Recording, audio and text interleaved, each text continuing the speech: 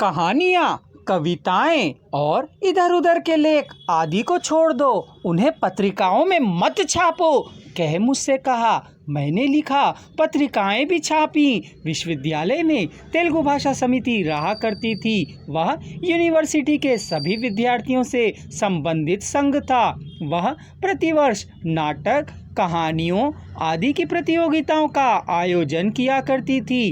कोई भी लिखकर भाग ले सकता था। कविता और निबंध लेखन की प्रतियोगिता में भाग लेने के लिए वहीं बैठकर 3 घंटे लिखना पड़ता था। 4th ऑनर्स में निबंध लेखन के लिए जब का तब लिफाफे को फाड़कर घोषणा करते हैं, भारत देशम अण्वस्त्रम निरसन। मैंने इसको अच्छी तरह से सुना था। उसे लिखा हमारे सत्यनारायण जी ने। उसे अस्त्र वस्त्र विसर्जन कहे। सुनकर दिगंबरों की तरह भोजन छोड़कर तपस्या करने वाले मुनि पंगुओं के बारे में लिखकर मेरा लेख गलत है कहने लगा।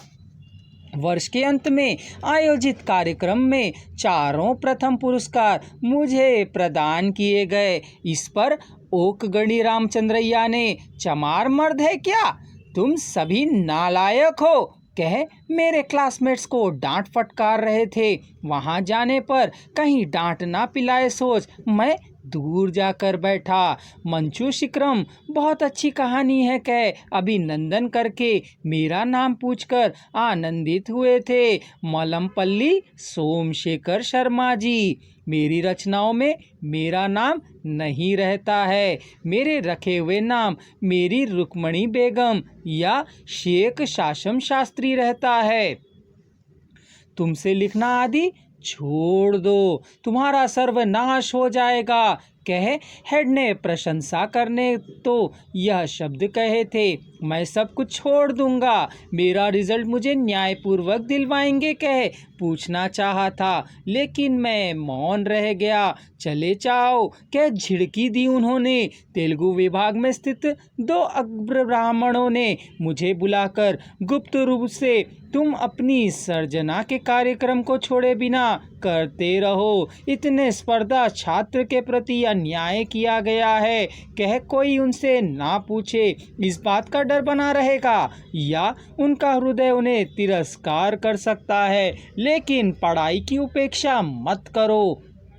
तुम फर्स्ट क्लास के विद्यार्थी हो और फर्स्ट क्लास आदमी भी हो, तुम्हें सफलता अवश्य मिलेगी। वीएस कृष्णा अगर वीसी के ओहदे पर ना रहे तो मैं यहाँ रहा ही ना होता। कुर्मा वेणुगोपाल स्वामी रजिस्ट्रार ना होते तो वह अनुसंधान करता ना हुआ होता। तुम्हारे कोई भी नहीं है, जरा संभल कर रहो।